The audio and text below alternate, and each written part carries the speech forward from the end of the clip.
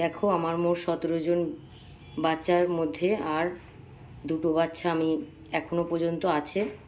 ওকে আমি just hospital থেকে নিয়ে আসলাম। এখনও ওর জ্বর মাপা হয়েছে, 104 পার করে গেছে জ্বর। ওর স্যালাইনের সাথেও ওর 4টে করে ইঞ্জেকশন যাচ্ছিলো। তো আজকে আবার জ্বর যেহেতু অনেক বেশি, সেহেতু আবার একটা আলাদা ইঞ্জেকশন আজকে অ্যাড করেছে। আর আরও একজনকে নিয়ে গেছিলাম, সে স্যালাইনের টেবিলেই সে চলে গেছে।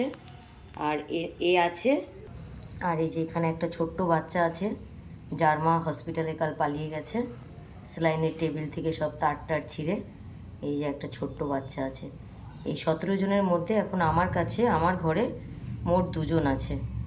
তো তোমরা প্রে করো যেন এই 2জন যেন সুস্থ থাকে, এই 2জন যেন বেঁচে থাকে আমার কাছে। কারণ আমি এদের জন্য আজকে 5 দিন থেকে আমি অনেক যুদ্ধ করে যাচ্ছি এদের বাঁচানোর জন্য।